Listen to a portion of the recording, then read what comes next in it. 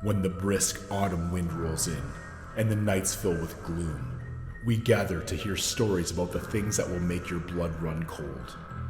Dim the lights, lock your doors, and do not look out your windows. You've now entered the darkness of horror. Welcome to October's Curse.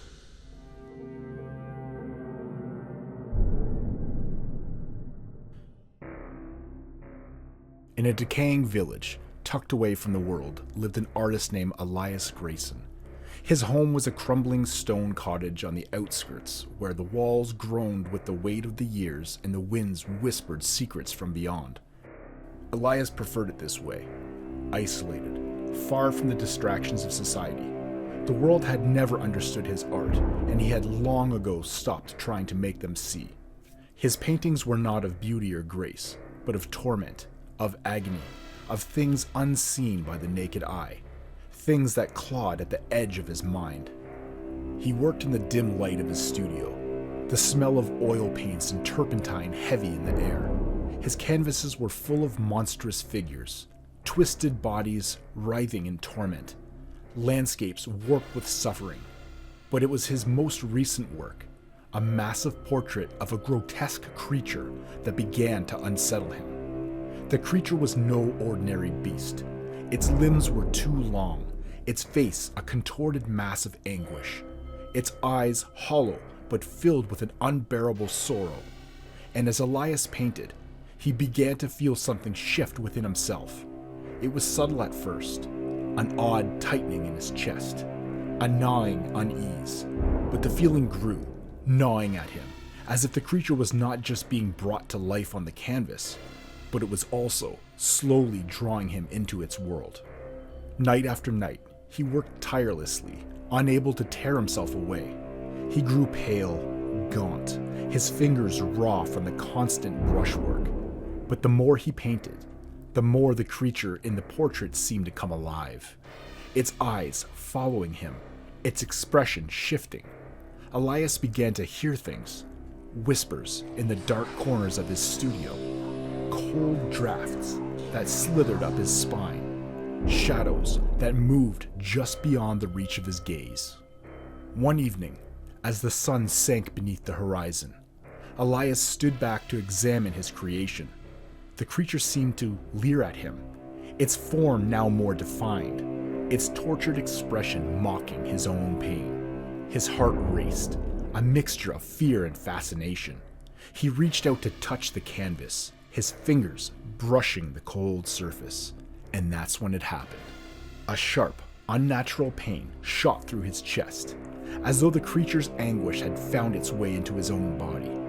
He staggered back, gasping, clutching his chest.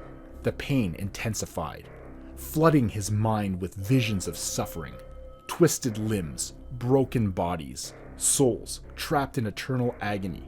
It was as if the creature was not just a figment of his imagination, but a vessel for every sorrow and every scream he had ever felt or witnessed.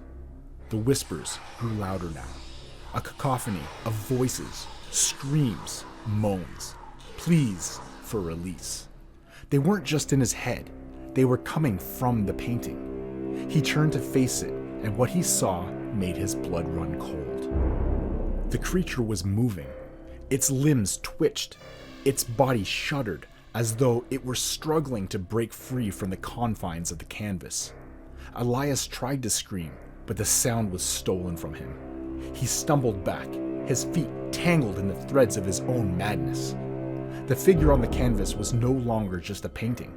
It was a portal, pulling him in, wrapping around him like a web of suffering. The creature's eyes locked onto his, and in that instant, Elias felt it.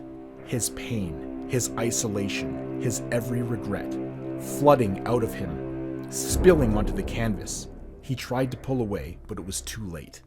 The creature's clawed hand reached out from the painting, dragging him towards the canvas, pulling him into the very world of torment he had so long created.